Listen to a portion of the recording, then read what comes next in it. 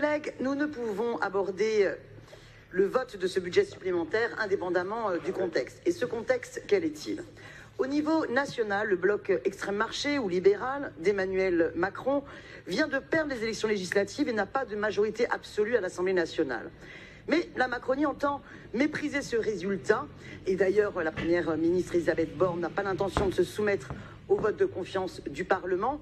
Et ils ont sur le fond l'intention de continuer leur orientation austéritaire qui a été annoncée, que ce soit par le président Emmanuel Macron ou par M. Bruno Le Maire, vis-à-vis de la Commission européenne. C'est-à-dire, à savoir, l'objectif de respecter à tout prix la règle de 3% des déficits publics.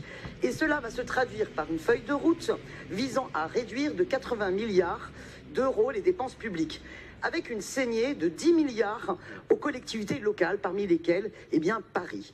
Tout ça au nom de la cote d'alerte. Or, à Paris, la cote d'alerte est déjà atteinte. Et la situation est bien pire dans nombre de collectivités qui ne disposent pas des mêmes niveaux de recettes liés à la spéculation et au tourisme. Les conséquences de telles politiques d'austérité seraient catastrophiques, et du point de vue de l'urgence climatique, et du point de vue de l'urgence sociale, et de l'ensemble de l'urgence de nos services publics, tant les collectivités jouent un rôle déterminant. Mais il y a une bonne nouvelle dans ce contexte de crise politique profonde.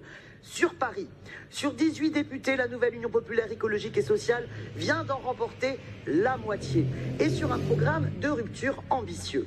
Mes chers collègues, sachez que vous pourrez compter sur ces députés de la NUPES, la nouvelle Union populaire écologique et sociale, dont j'ai l'honneur de faire partie, pour s'opposer à ces politiques d'austérité et au contraire défendre une refonte de la fiscalité nationale et locale afin de taxer les profiteurs de la crise, d'organiser une juste redistribution des richesses, le financement de la planification écologique, mais aussi garantir aux collectivités locales de disposer de ressources propres, basées sur un impôt juste, garant de la libre administration des communes, qui est la base de notre République.